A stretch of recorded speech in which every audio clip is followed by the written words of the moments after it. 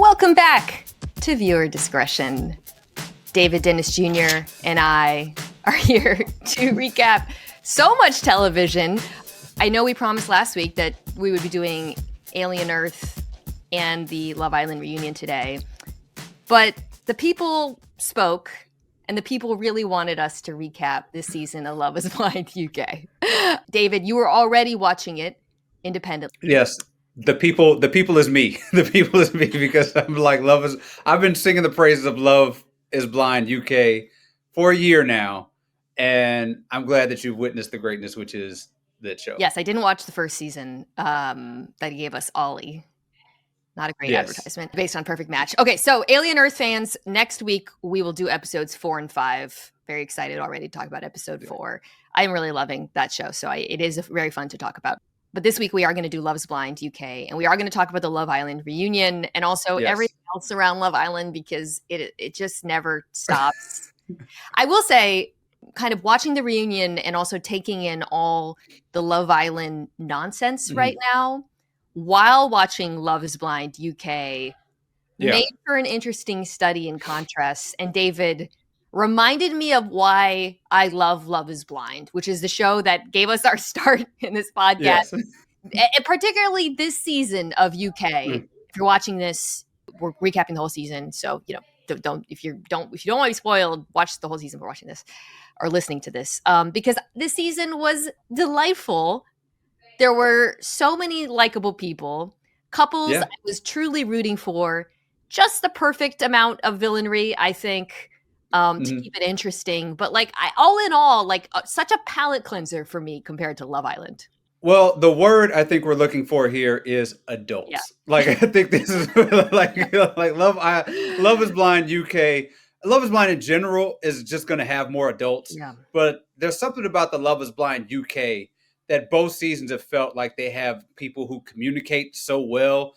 There are the toxic people who are terrible, who we will get to, but there are so many other people who communicate so well, who have jobs, which we talked about in DC about how that was an important part of the matchmaking, who are a little bit older, who just kind of have something going on that feels like it's different than a 22-year-old TikToker, and the level of communication and what we're invested in is just different. And it just feels different, especially when you're watching both shows together. Yeah, I couldn't agree more. I think if you averaged all of the ages of the people, the couples who made it to the end, it would probably be 30, 29 or at least.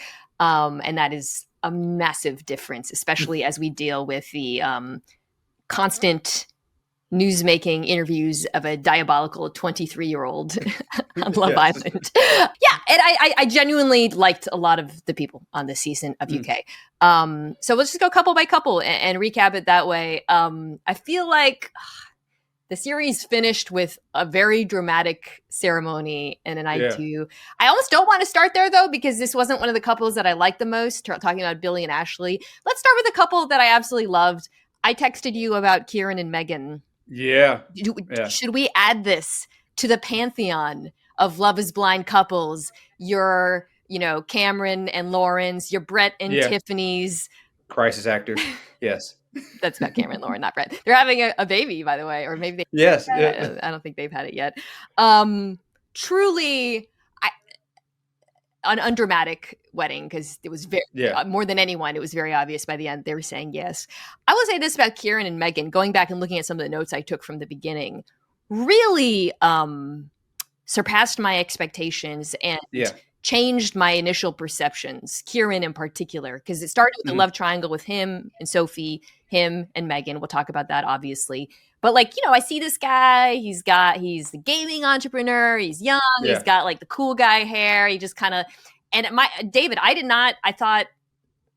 first I thought he was going to pick Sophie, obviously he didn't. I did not think I would like him as much as I did by the end. I feel like every single episode that went on, he leveled up and got better and better. As a couple, I think they kind of crept up on us a little bit. They were fine at first. And then, I think he fell victim as much as you can, at the beginning, to reality show dating, right? Of he picked somebody, didn't quite know what he was doing. We've seen people who are probably better outside of this. And I think there was just kind of a messiness with Sophie, but he was okay. Like, he was fine, the pods or whatever. But throughout after that, they had so many moments. And I think this season, more than a lot of them, like, have so many moments that are genuinely like heartwarming, good, like like episodes and moments that make you feel good. For me, like, you asked if they were a Pantheon couple. The dance at the end, the like wedding dance at the end, it got me. And I'm not like, it was a cute wedding dance. And I know we're going to talk about Javen and Katisha, but him kind of having her back, like especially juxtaposed to, you remember Perfect Match? We talked about this with Ollie being like, if AD snitches, I'm kicking her out. And so, like, they had this moment where they talked about it. He was like, no, you're absolutely right. I'm with you. You're validated. I don't really want to like be in the middle of this, but I got your back and whatever you want to do. And they stood together. And I thought they had these like moments that were just really adorable moments. Absolutely loved how he handled himself in that scene, which we'll talk about in is it Javen or Javen now? I can't remember because he's eliminated to Javen, I think. Katisha, we'll talk about that relationship. The other scene I loved, like when they got back from their vacation, what was it, Mykonos or something? No, I can't remember where they went. And they like looked at each other's phones for the first time. Yeah. And when they were like teasing each other about, she had like a super sexy pic and he had like a shirtless video. I was like, kicking my feet and giggling watching. Like, they felt like really well matched people who really fell in love. They were really playful and fun with each other. They had similar sensibilities. Again, like when I go back to the pods, that wasn't obvious to me right away. Because you and I were texting and I was like, oh, why with the dancers do the guys always go to the sexual stuff? Because he was a little sexual with her early on. But it became very clear very quickly in the pods that his connection with her, that she was significantly more likable than Sophie. Who I guess we could talk about here, because that was, I think, Kieran and Sophie might have been one of the first pod relationships shown to us. Yeah. What was your first impression of her? Because we talk about the season and all the likable people. Her and Javen felt like they were on a different show altogether. Yes, they were on Temptation Island, what Javen was for sure. Sophie felt like she came in early as a villain. Like, there was like a villain arc, maybe a villain edit to her in terms of how she talked, and there was like this kind of standoffishness to her. And then you have this moment that I actually thought about this moment for like 2 or 3 days, where Kieran is kind of like talking about the sexual stuff, like talking about intimacy. Him and Meg have a moment, and then he asks Sophie sort of the same questions, and she's really standoffish about it. Yeah. And I think that kind of ruined the relationship for him with her.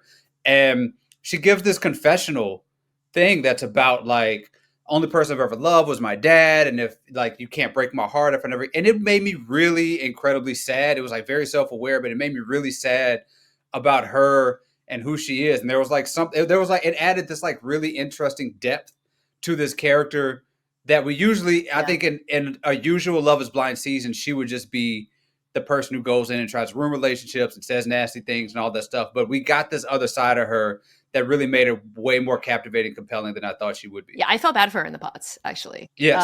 And then the scene, Javen, it's going to kill me now that I didn't double check that. Very unlikable in how she handled herself in that. And again, we'll get to that when we get to him and Katisha. But in the pods, it was very clear that she was using a lot of deflection, cracking jokes, very afraid of being vulnerable. Somebody who also, I think, is very accustomed to just getting men on the outside world with her look. She's a good-looking woman.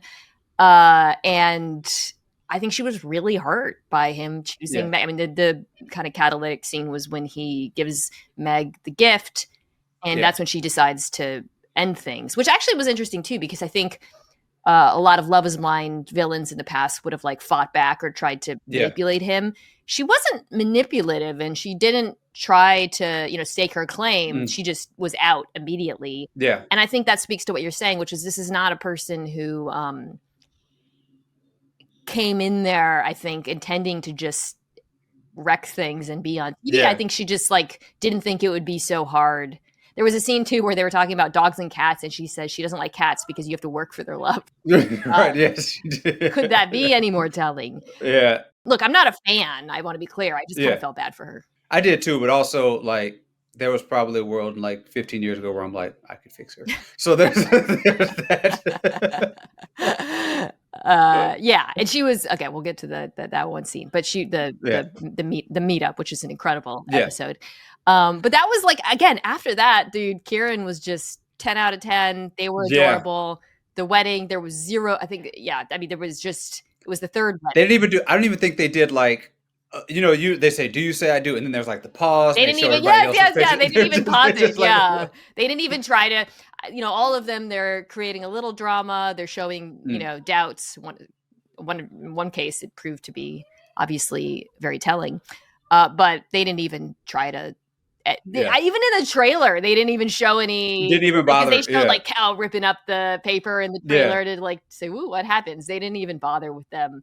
Very cute couple. Also, she's a great dancer. I said there was they did the thing where she was like she danced, and then they cut to Kieran dancing, and he was doing this weird thing where his head is, and I was like, it's a bad cut for him. But yeah, she actually one of the rare people who's in a pod who says I'm a dancer, and then you see them dance, and they're actually good dancers. So that was good. She looked like Keira Knightley to me, like with the little smile. Anyways, big Kieran and Megan fans. That'll be reflected in the power rankings. Truly, not a lot to discuss there outside of that one Javen moment, and also just from her angle, because we're going to obviously talk about that. Good for her, right? Like she didn't have to say anything to Katisha. You couldn't really get a sense of how close everybody was, but I think they were decently good friends. She didn't see, it wasn't like one of those situations too where I think it was so glaring that she had to say something, but I'm glad she did. And they handled it terrifically. All right, should we do them now? Javen, before we move on to it. Okay. So this starts with a love triangle as well. Katisha is a nanny or a former nanny from Scotland. Beautiful woman. Yes. Javen is a former soccer player who now is like a fitness trainer, coach, health coach. Demola is the third member of this love triangle as a financial analyst. So it's very obvious very early on that Demola is like the good guy, the sweet man. He's very vulnerable, wears his heart on his sleeve. I knew I didn't like Javen, Jesus. When I knew I didn't like him from the jump, I was suspicious of him. The moment for me that sealed my dislike of him was when he went back to the boys' crew and said that Demola was love bombing her. Yes, yeah. Which we're going to get a lot of love bombing talk this episode, so get ready. There needs to, first of all, let's retire. Well, I don't even retire because it is a useful phrase, love bombing, but nobody seems to understand what it means. Liking somebody early in a relationship and doing things for them is not love bombing. I thought Javen. We'll do that. Javen. I thought that his even it might be wrong. I'm sorry. Yeah. I thought that kind of the first thing when we first saw him, he was doing promo like it was Perfect Match or Temptation. It was like, I'll take your girl. It doesn't matter to me. It was like you said, he was like he was on a different show and didn't understand what this was. And it was all about this sort of superficial stuff. And even when he got Katisha, it was kind of like, told you guys, it wasn't even about, I don't even think this dude was looking to get married. Like, he just kind of was there to be around hot women. And it was weird. He also did the least amount of work I've ever seen by a man in Love is Blind history to convince her to be with him. It would, which actually, that kind of, we'll get to that in a second. I do have I want to have a conversation with you about her culpability in all of this and how it went down. But at one point, it looks like she is going to choose sweet Demola. Yeah. She tells him that she's going to choose him. Yeah. You have nothing to worry about. I am not going to change my mind. So, okay, I want to give her a little bit of grace here. And I think Demola gave her grace too. I don't think she was ever that into him. And every time they were in a scene together, just like she never looked like happy or that I think she liked the idea of him. I think she liked how much he liked her. I think she knew that she was, she has a history of dating men who maybe haven't given her that much. But I don't think her mistake was not choosing him. I think it was choosing Javen. Yes, I think she is every Kevin Samuels meme come to life of like picking this dude who is a weight or like a bodybuilder dude who she knows. Just I mean, it's the same thing as the dancer thing. Guy plays soccer. Yeah. Guy's a trainer. You know what he looks like, and then you have this guy who's kind of nerdy, and she drove past every red flag to the guy who she knows is hot and picked him and he used all the toxic like see you later like there to basically I don't know guilt her. I don't even know how her mind got changed, and she picks this dude. And everybody saw this coming. Every single watching this show, you knew what was coming next. Even the scene where he changes her mind, yeah, was insane. Yes, to what? So because she goes in with the intention of breaking up with him. Mm-hmm. And I'm thinking either this is going to end or he's going to put up a fight. He does neither. In fact, all he says to her is, cool, I'm going to sit in my room and have my drink. Yes. And and then she leaves that encounter like, I don't know. Well, he's the one that read the notes to her, right? Oh my God, yes. Yeah, he's like, well, I'd like to read you my notes. And the notes are just like, Katisha, 30 years old, nanny. Right. There was like nothing. Favorite color, purple. like what do you? There was nothing there. Okay, but at least make something up like David did last season. Pretend you have notes written and do that. He did nothing. She at one point. Oh, okay. Well, there's so much to talk about. At one point before they meet or after they meet, she says, "He's my Mr. Darcy." Have you seen Pride and Prejudice? Do you know the story? Okay, so I know of the story. Yeah. So the basic story is that like the woman Elizabeth Bennet ends up with Mr. Darcy, who's like the kind of cold, aloof guy. Yeah. But it turns out that the reason he has his reasons for being aloof and he's really a good guy. And I'm watching this screaming. This man is not. Maybe Mr. Darcy ruined like ideas of how like whether men should try for a generation of British women. I don't know. But I've never seen less Mr. effort. Mr. Darcy misreading and love bombing misunderstanding go in like the same bucket of people who just did not get the plot of the actual thing. Completely. So the other thing I wanted to mention with Demola is he, after getting dumped by her, Javen comes back. He's barely excited. Yes. Well, I guess I'm engaged. He also, by the way, says he's going to make her propose to him first. I mean, I can't even with this guy. But before we get to that, Demola is like, hey, like everybody, we should toast him. This man was like written by a woman. Yes. Speaking of great literature, I mean, just wall to wall crushed this season. A great edit the whole time. Gave her all the grace in the world. Was really cool with it. And I think they would have been fine. I think he would have been all about her, and he seemed to be. She might not have been that into him, but I think he would have been really good to her. When they meet later on because Javen kind of starts using it as a reason to get out of the relationship. He's like, I don't know, how did you flip on someone so quickly? That maybe we shouldn't get married. So she meets with him, Demola, and he's very nice and gracious, and there's of course, he's cool about it, and but I do want to go back to something before we get to the Javen's Katisha breakup. Do you feel like he ever lied to her about who he was until the end? Obviously, he lied. No. He lied at the end, but she knew. Like that's the thing. We talk about her culpability. Yeah. She had to have known. Like this is what you walked into. The dude told you everything about him. This is like what we saw was textbook. We saw textbook. There was no surprise whatsoever in this storyline. I didn't feel bad for her. I'm gonna say it. I didn't feel bad for this. I didn't. At the end, I was mad because I really hate people who lie in the way that he was lying. And we'll get to that at the end. It drives me insane, like the deflections and stuff.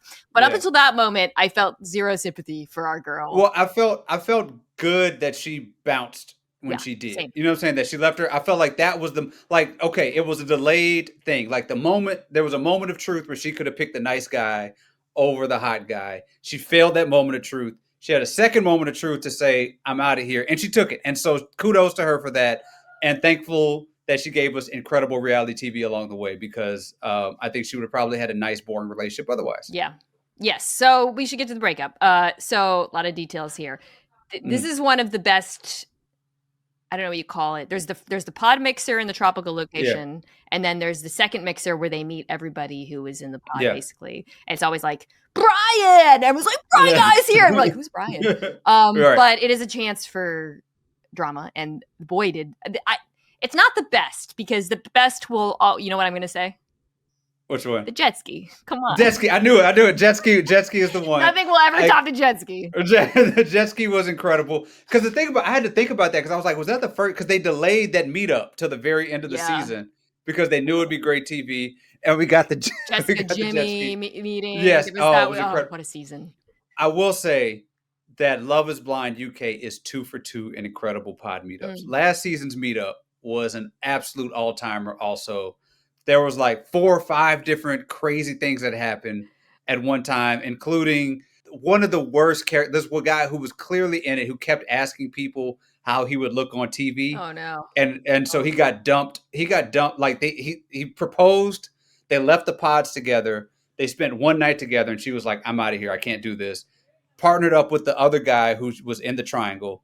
So the two of them meet this dude, and they want to have and this dude he went there to convince everybody that the reason they broke up was because he wouldn't sleep with her. And he kept on finishing everybody's sentence. It was absolutely incredible meetup. But yes, these are the one, the jet ski, Love Is Blind UK meetups are just incredible meetups. So what was great about the way this played out, and the Javen and Katisha are the only drama, nothing else of note really happens, is ultimately the primary drama occurs off screen, which is he goes home. She's clearly upset. He decides to go back out anyways. We see that. Because he sucks. And then later we find out in kind of bits and pieces, and then ultimately from Megan, that he was extremely flirtatious with a number of the women there. This is Megan's telling, primarily Sophie, who he went into a photo booth with. And I'll get to, the discrepancy over whether or not there was a curtain. Was the curtain closed? What was going on? But the brilliance of it is that's off screen, David, right? And when he confronts Megan and he goes to her place with Kieran and denies, it's a very frustrating fight and encounter. But we, the viewers, while we didn't see that, we have the information that was on camera earlier, which was him basically telling everybody that he doesn't know about his relationship, and then talking to Sophie and asking her if she lives nearby and being incredibly flirtatious. So you get all this second stuff that happened off camera, but we already have information about that. Because we already saw him flirt with everybody they said that he was flirting with. It was not just Sophie. It was Aanu. It was who had a rough go at it, we'll coming back again. With Patrick, and then the other woman, I forgot what her name was, who was just a pod lady who he thought was attractive. And so the multiple cuts of him and Sophie laughing hysterically, like there was the funniest thing in the world. It drove me crazy. Like I could not imagine, because first of all, he pulls Sophie. There's no reason to pull Sophie. They have no connection. They were not close in the pods. There was no closure. He pulled her basically because he was attracted to her in front of Katisha. And it's embarrassing and it's nasty. And then he comes home and he's like, I'm going back out, and leaves Katisha in a heap crying and goes back out because he wants to get with Sophie. Like, let's face it. Like, this is what the guy wants. So there's two things that happen. First, Meg tells Katisha. So, the first thing that happens after that night is the next morning, Katisha's upset, but she doesn't actually bring up the flirtation. She's just like, well, we're meeting my parents and I didn't want you to be hungover. That's notable, right? She doesn't actually confront him. Meg tells her what happened, basically. And Meg's like, just spells it out. Katisha, I send this to you, in that encounter, acts like she confronted him about the way she did not. This is a woman who I just feel like has never confronted men, or very rarely. And then she goes to Javen and actually confronts him. The entire time he has an AirPod in and he doesn't take it out while she's basically trying to break up with him. Yes. Sophie was on the other line, like, like reading out or telling him what to say. She doesn't even break up with him, by the way, in that encounter. Because he basically was like, and she was like, there's so much conflicting information. I don't know what to do. I'm so confused. Did you think he was going to get away with it in that moment? Or? I did think he was going to get away with it because he did the typical liar thing, which is take one piece of information and hone in on that piece of information. I was talking to them all night. That's not true. I was talking to Patrick for 45 minutes. And David, the way that move makes my blood boil. Yeah. And then he tried to do it again. So then ultimately she does dump him, which, Katisha had a rough run on this show. I'm glad she finally grew a backbone and did it. She wrote him a note, but fine. We get a scene of him reading the note, smiling, ripping it up. And then he goes to confront them. And then he does the same thing in the confrontation with Megan, where he's just zeroing in on, well, you said I was talking to them all night. Yeah. And actually, and Megan, and this resonated with me so much, is like, you know what?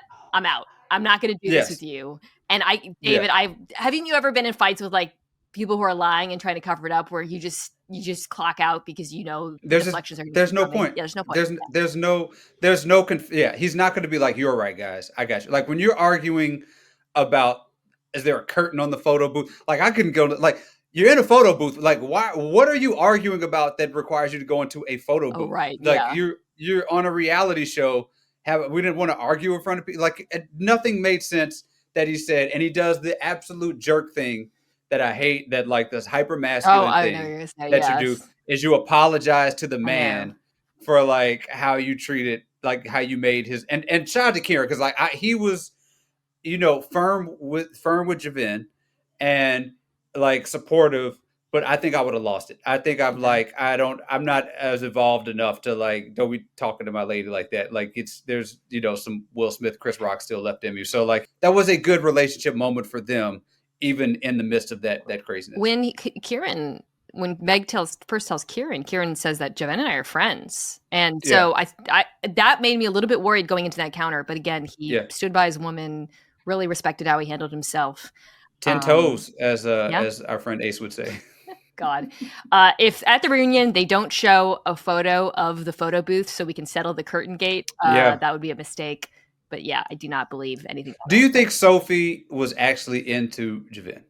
No. Maybe?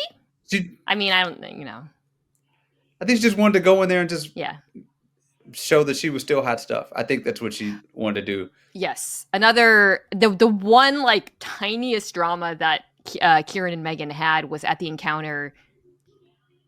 Sophie was very like put on a very like sweet face to Kieran, and you could tell that got on Meg's nerves. But she again handled it. She was more like, I don't like that this woman is manipulating you. I love the scene where Sophie was like, let him go out in that jacket, and Meg was like, I like it. And then when she sent him over to her, she said, don't let her tell you your jacket's not cool. I love that. Love them.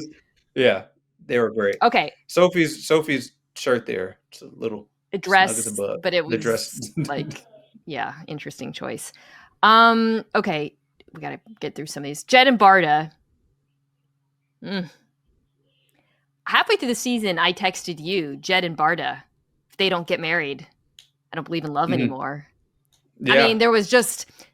So Jed, part Lebanese, they're both like managers. He's like a construction manager or something, and she's like a sales manager. Bardha, Albanian woman who kind of looks like Khloe Kardashian. Yes. He's from Essex. I mean, the only foreshadowing we got that there would be any conflict was in the pods, he would allude to being traditional and liking to take care of a woman. And she was very like, I'm independent. I like to do things on my own. But seemed like a non-issue, smooth sailing until the very end. And so I guess I want to ask you, like, what did you, it really explodes like right before the stag and hen party. At the hen party, which is their bachelorette, she tells her friends that they like had their first argument because he like really wanted to pay the bill and she didn't want to. Did you think at that point anything would come of it that would lead to what ultimately happened at the altar? I kind of did. It kind of reminded me, was that season one? The fight, like they had the big fight with the guy who may or may not look like a big meathead, and they had the big fight right before the wedding, and she said no. That was season 2. That was Natalie and Shane. Is that what you're thinking about? Where we didn't see the fight on camera? We didn't see the fight, right, and it was just a really, really nasty fight. So the way they kept talking about it indicated to me that they got really nasty, and that it's not the first time that when they fight, they fight. Again, like these people were taking real introspection and real inventory of their relationships, because they basically were saying, because I'm with you. I thought that it was a non-factor. It seemed like she was had whipped him into shape a little bit, because he was kind of like doing whatever she said for a little bit. We saw those moments where he seemed to be understanding of her sort of, taking initiative and being fine with it. But I think it was less about the paying of the check and the fact that these things escalate. Yeah. In a way that they were alluding to, that these fights get kind of nasty. It has to be that, because otherwise, even she, you could tell, was like very, very conflicted until the end. I truly believe they loved each other, and maybe they still love each other. I don't know. We'll find out. Because she was we've seen, I think of like Minnesota girl, the Sarah, what's her name, right? And Ben, when he was like, we'll date after, and she was like, no. Or like, you remember that. Bardha, when she said no at the altar, was very clear. She wanted to continue the relationship. She kept saying that. We'll get to whether or not we think that actually happens. But yeah, it was pretty stunning turn of events. I feel like something had to have happened off camera. I think you're right. Nature of the fights. I didn't look, whenever I hear like traditional paying for themselves, my hackles go up a little bit. But I will say, I never saw any behavior from Jed that made me think, wow, this guy, is maybe less of a nice dude than he seems. Yeah. This could just be a personality clash. It could, I really like I guess what I'm saying is like, I don't necessarily think it was like about like traditional masculinity per se. It might just be that they don't communicate really well. It just seems that they fight, and the fights are not good. And I think that that's something that kudos to them for like recognizing that, or at least her, because he also said he wasn't sure what he would say. Well, they asked him what he would say, and he said it kind of doesn't matter. That was interesting to me. And so to me, that indicates they both are realizing or are recognizing at least that the way they're going about things isn't right. One thing that I did love was how his family handled it. I don't know if you noticed that. And honestly, he handled it well too. Like in the aftermath, he was not mean. He was not angry. And his family was lovely to her. And they were like, it's a short time. Like they were very sweet about it. That makes me think there's a chance that they're together. I truly don't know, David, because I think, to your point, which I think is correct, so much is based here on off-camera conflict. And if we saw that, I think I would have a better sense. I don't know. I'm locked into the reunion. Because, like, what do you think right now if you had to bet? Are they still together? I would say no, because like none of these people actually, they rarely happen. Yeah. But also, one thing that I do want to salute to this Love is Blind UK season is that they did not try to recreate the fight on a couch. Like like a lot of these things that they've done, they've not tried to recreate. There was one scene with Javen and Katisha on a couch, and I thought everything else has just been, hey, we're just letting them, this stuff is off camera, we're going to deal with it off camera, and we'll talk about it. And they didn't try to recreate. Maybe it was because the fight was so nasty and went in the time that it happened. But I just think it's also part of it is just allowing it to feel like a real show where they're not recreating things. Yeah, that is interesting. It was nothing felt very manufactured about this. It felt like a real breakup, like a real couple having problems. I do hope if they're together, she's convinced Jed to stop doing his hair that way. Every scene where like the hair was not, he looked so much better when his hair was like kind of tousled and, but I don't know. I do like both of these people, and I don't know how it's going to play out. And it was, I mean, at the altar, she said, I wrote it down because it was like, she said, I love you with all of my heart. No, this wasn't at the altar. Okay, no. She says, Bardha, do you vow to do that? She goes, I vow to do all of those things at a time when we're both ready. And someone in the crowd went, oh! Yes. It was great. I mean, it was quite a fake out. So So fundamentally about this show, I feel like they should. I mean, I know for drama it is, but maybe because I was more invested in these couples than I am in some of the other ones.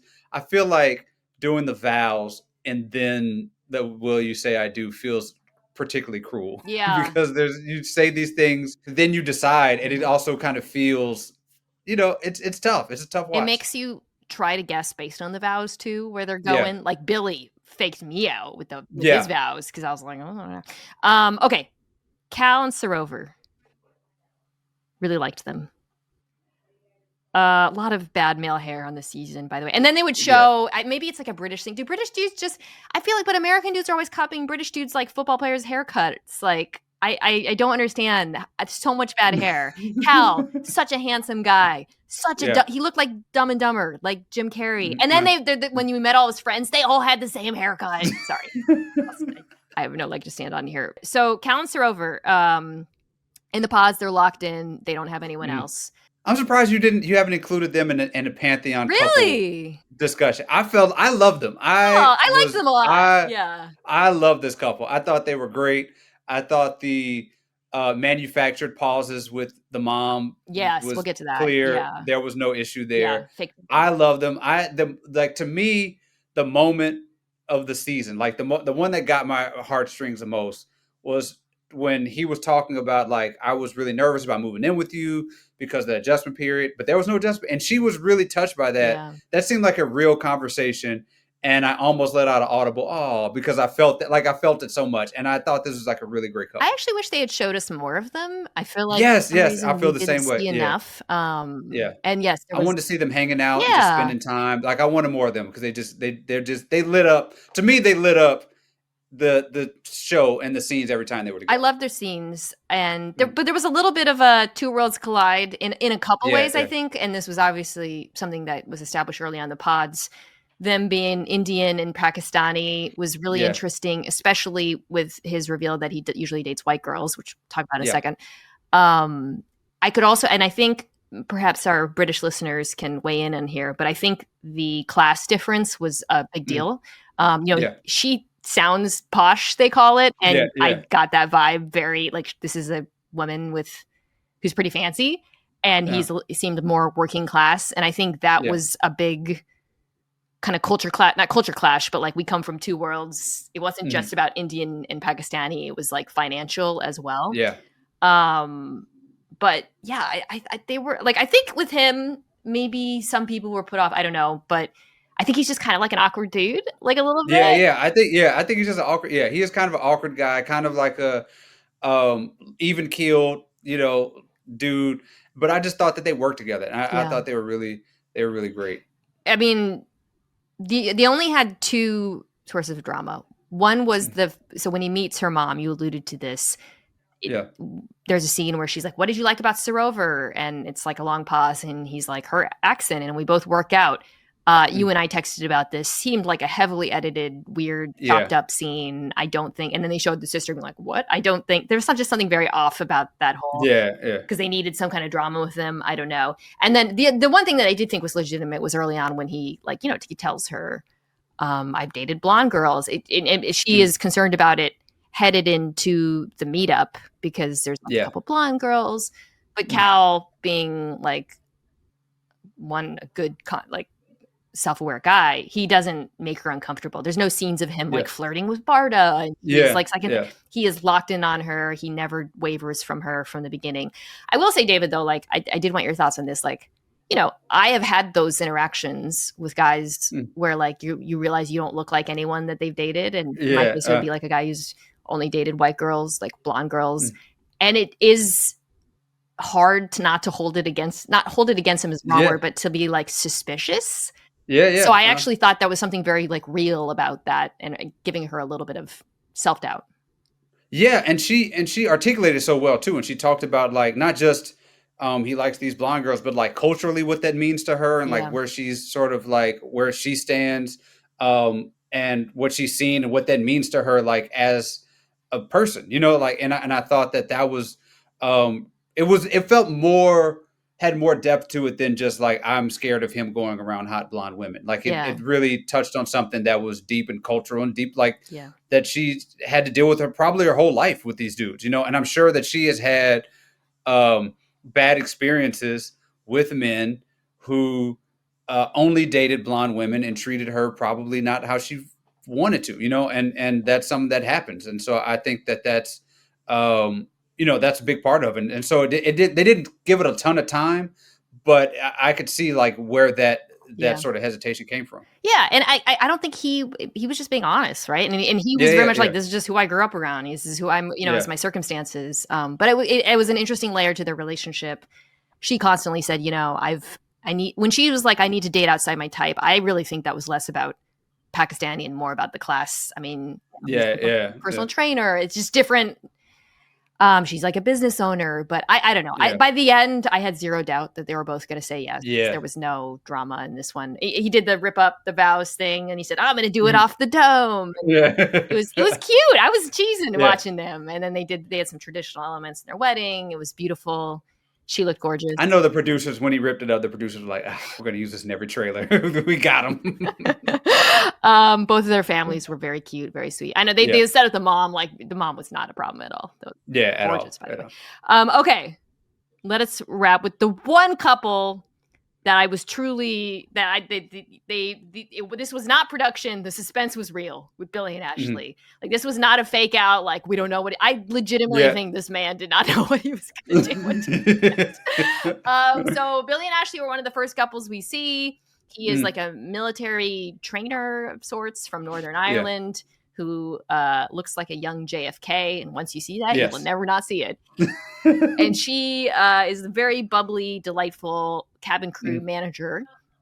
Very important facet. They do not have interest in anyone else. They lock into each other right away. The only thing I wrote down from their pod meetings that I wanted to bring up was that he has one of the worst tattoos I've ever heard of, which is Michael Bublé lyrics waiting to fill in the woman's name. Just really tough.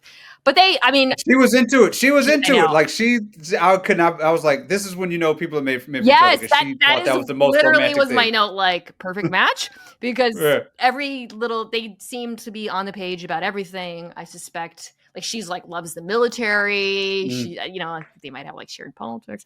They are locked in, right? Until the great drama. This is actually, I think, in episode 1 or 2. She says she's cabin crew, and he's like, "Ooh, don't like that." Yeah. And then they get over it. He gets over it right away. But then it never goes away. It never goes away to the point where I think it was his dad or somebody was like, "You always told me you would never marry cabin crew," and I'm like, "What? Like, why did y'all have that specific conversation?" That was crazy. I was so confused by that. I guess he had an ex who was cabin crew. Let me ask you this, because so this was aside from him having weird food stuff, that was the food stuff. I thought the food stuff was a bigger deal. That was strange. Really off-putting. They go to the grocery store, and he's like a freak about. Sorry. I don't mean to shame. He is very disciplined about his diet, and they have like a little fight about that. But the central conflict, of course, is that her being cabin crew. And look, I wanted to ask you about this because again, my hackles go up, and I'm like, the woman has to change her job. He's like, is this like a? Do you think that there's any validity to someone legitimately not liking the idea of being with someone who was gone a lot of the time? Like they talk about like 3 days on the road. Do you think it's reasonable that he was so suspicious of this? Not suspicious as I think so. Wary of it. Well, I think like wary. Yeah, I think it's reasonable, but I also think that that's something that you probably should have. I mean, because somebody asked, like, y'all didn't talk about this in the pods? Cal does, like, y'all didn't talk about this in the pods? Because I feel like that's reasonable. You're on a first date. Hey, I'm cabin crew. I don't know about that. We may see how this is going. Then when like the rubber hits the road and it's time to like make future decisions, which is a proposal or like moving in or whatever, serious relationship, I think that's something that you got to kind of nail down.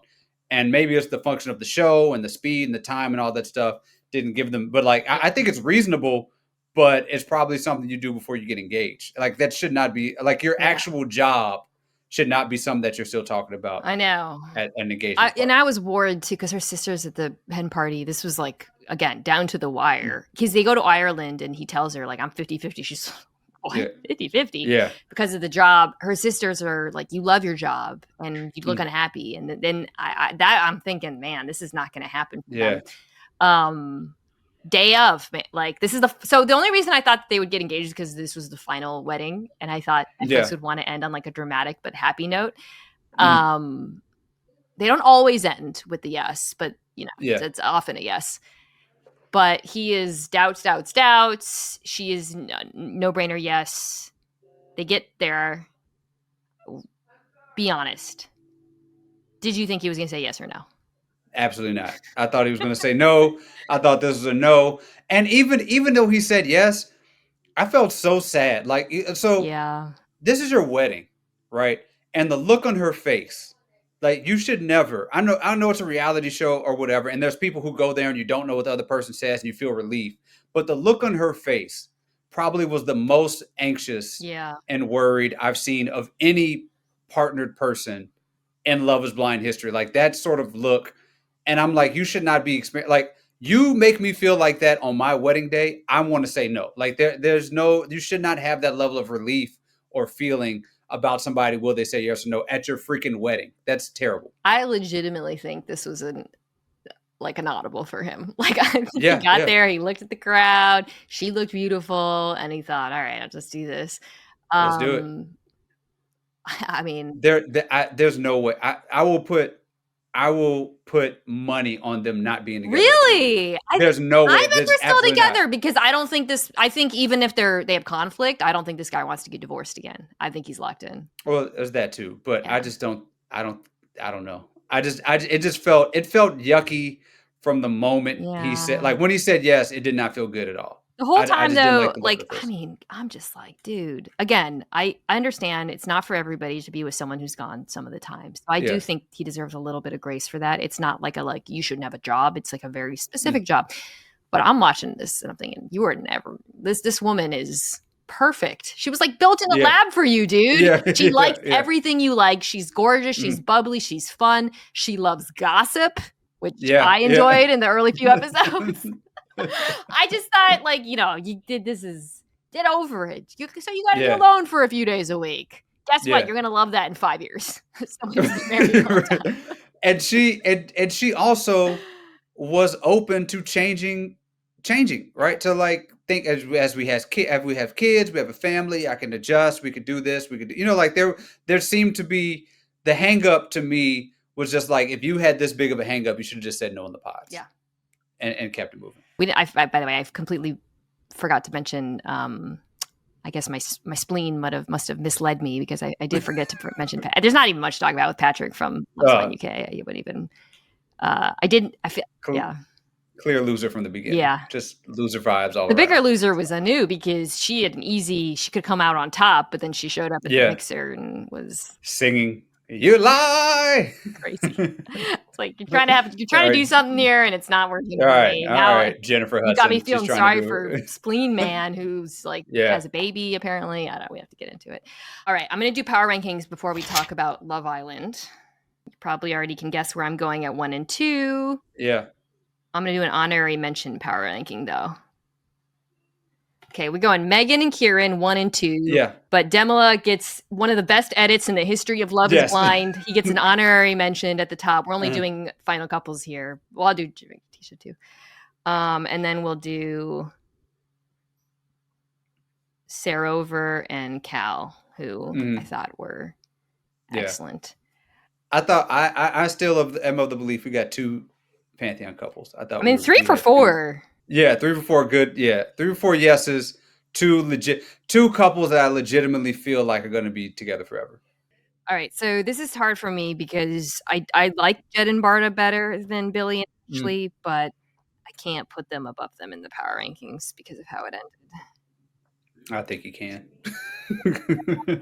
I think they so convinced they're not have a better chance of being together at the reunion. Okay. Just throwing that out there. So we go Megan, Kieran, Sarover Kal. gonna go Jed and Bardha there. There we go. Then I'm gonna do Ashleigh at 7, Billy at 8, Katisha at 9, Javen at 10, and then honorary Sophie can go down here too. All right. And that concludes our coverage of Love is Blind UK. Excellent season of reality television. Excellent. Love is Blind UK 2 for 2. Just incredible stuff. Also just like really great love stories all around. Yeah. So from really great love stories to the worst love stories or lack thereof. Yeah. Love Island reunion. I think that this is best captured by I was not able to watch any of it the night on it was Monday night. And so I tapped into the Reddit thread, like the discussion thread, to see just kind of what was going on, what were the dramatic stuff. And the very most upvoted comment was somebody wrote, "This is on us for making these people famous." Yes. And then when I finally watched it, that's exactly how I felt, David. I don't even know. Like, the problem with the reunion, by the way, is by the time the reunion aired, half the couples broke up. Ebby and Iris and Amaya and Brian. And then so we got the breakups before the day of the reunion. Yes. And then immediately after, Ace goes and gives this podcast interview that kind of like makes so the reunion feel like dated as well. I mean, it's just like hard to even talk about the reunion because of all the constant ongoing action around the season. Yeah, because Jeremiah went on live. Austin did an interview immediately after. Ace did his tell-all, which has overshadowed the reunion. And everybody is the worse for wear because of it. And Huda made disgusting Instagram posts. And it just feels bad. It feels like a thing that, like when you... So it was a very innocuous moment to me. But the moment where I kind of wanted to punt was Ace was talking about Amaya and a post she made. And Amaya goes, "Well, my team is trying to get rid of it." And at that moment, I was like, let's just move on. It's time. I came out of this kind of feeling the same way as I did about everybody going into it, which was Nicolandria, fine. Yeah. Hannah, fine. Jeremiah, fine. Yeah. And it kind of was how I felt coming out of it, and that's how I feel today. We don't even need to rehash all of the the heart rate, like the heart rate challenge. I felt exactly the same as I did during the season. Feel the same. Yeah, all we learned is that Ace explained to us the different ways that your heart rate can go up that have nothing to do with arousal. Oh yeah, so thank you right. Ace on his podcast interview said he was uncomfortable, which that was somebody should put that audio over him grabbing Huda's butt. It was. I think that what we're describing captures generally what is the problem with Love Island right now, which is just kind of what we talked about at the end. These people are very online. The fan bases are too active, and they themselves are reacting to the fan bases, which it almost felt like when they were up there, they were speaking to their stands. Does that make sense in some ways? I don't know. It just didn't feel authentic or good. So this is my big takeaway here. And this is my take. And you're going to tell me if you're with me on this one or not. We're going to go on a journey here. So we're about the same age. So you remember when we were in middle school, I think, or maybe starting high school, the Marshall Mathers LP. You remember the Marshall Mathers LP? Eminem's second album, the biggest rap album of all time at the time, had Stan on it, had all the stuff with Britney Spears and everything. That's what Stan's from, right? When we say Stan, it's from that song. Yeah, Stan is from that song, right? So I have been of the belief that if you want to know about America pre 9/11, that the one cultural artifact to listen to is a Marshall Mathers LP. That gives us everything. It gives us TRL. We learned, the boy band craze, the Britney Spears stuff, what celebrity looks like, hip hop and cultural appropriation and Stan itself. To me, if you want to know what life is like, turn of the century, pop in that album, read about what's going on that album, and you'll know what life was like in America in 2000. Pre 9/11, this way that this changed our outlook on things, right? This is how I feel about Marshall Mathers LP. I think that we have like that. If you want to know about life in 2025, when you look back, you watch Love Island, USA season 7, because this tells us everything about like how people have relationships now, how people communicate now, social media, like what it means to be like a famous person, what it means to like be black and famous or non-white and famous, what it means to like have stands, and just like pure overall misery, like how everything feels terrible. Like we're talking like there's like, how is George Floyd part of this? You know what I'm saying? Like, how did we get to that point? Like, how is Huda posting about Zionism and like the host? Like, there's everything. Wait, Huda's posting about like Sydney and right, but she's posting about how the host, how Andy, I'm is a Zionist, and so how she does not, how she should not like be getting questioned by him, right? I didn't see so there's like all of this, like everything that you need to know when you are like 20 years from now, when you're like, how do we get here? And you're like, how are my parents, how they are? We will look back at 2025, and I think that the cultural touchstone of what we're living in at this fall of society that we're in right now, you watch season 7 of Love Island USA, and that'll tell you all you need to know. It's the same thing as I feel about the Marshall Mathers LP. I think you hit on something that's very true of the generation of the people that, which is we are making the wrong people famous. Yes. The attention economy triumphs all over everything else right now. It's all about who can capture people's attention and hold on to it. And it's very difficult to ascertain what is genuine and what is not, because people are performing constantly. But they're not just performing in the traditional reality TV way, which is for the cameras. They're performing for their fans. That's what's different here to me. Yeah. Because we've had reality TV forever, and you and I love it. And it's never been real, right? There's always an element of artifice. What's different now, though, is that interactivity with fan bases and the ability to mobilize them, and also good and haters too. Like you said, there was so much dialogue too about like trolls and racism, and then it's like other people being asked to reply to other people's racist fans, and it's just all such a freaking mess. And it does feel very specific to, as you said, to a generation. Whereas like Love is Blind, again, just like these people are in their 30s, and holy smokes, it just feels completely different watching them.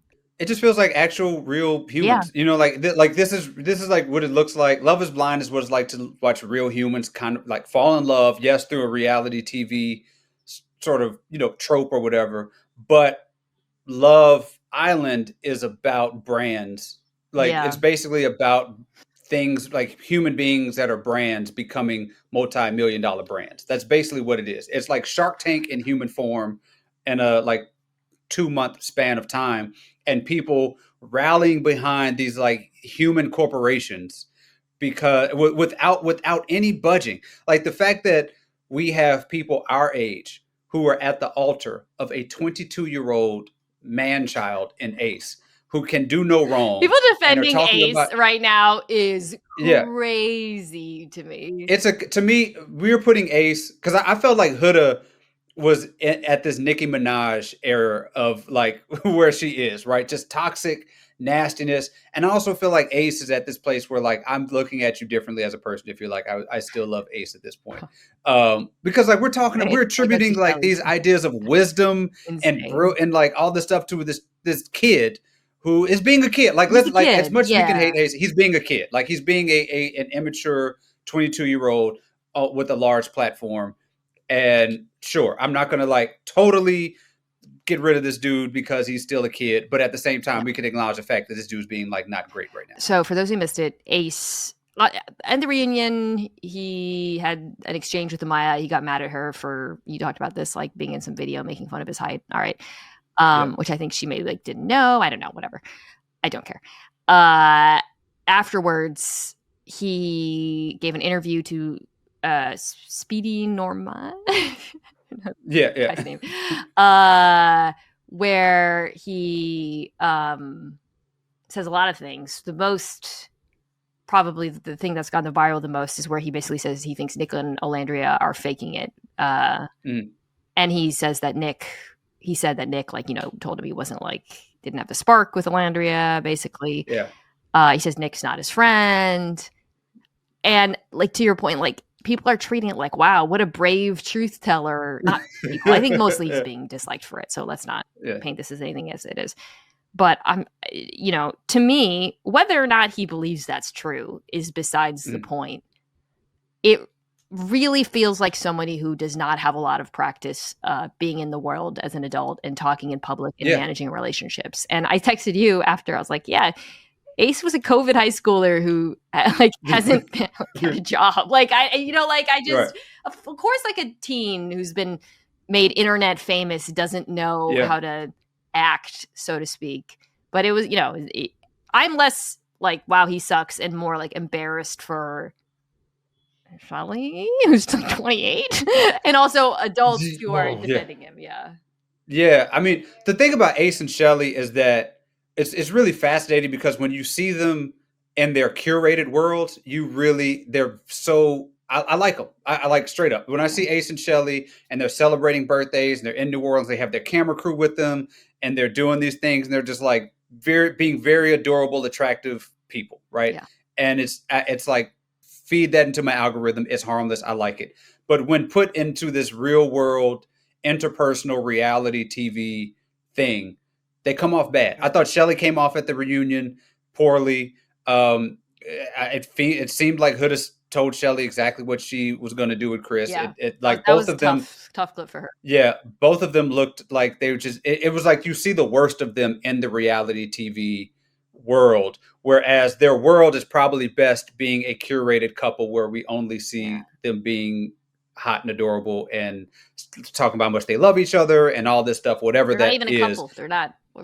They're not a couple. They're not a. He's got a I love her. She's the last girlfriend I ever had, but she's not my girlfriend yet. Whatever. It just seems like but it's these are the people who no disparaging against them, but these are people who do viral prom invites. This is the same people. This is the same culture. Asking somebody to be your girlfriend is like a proposal. This is all of these overt gestures without actual sort of relational work that is, the foundation of how these things are supposed to happen. Yeah, it feels like people who were made for TikTok and not for anything longer form than that. Yeah.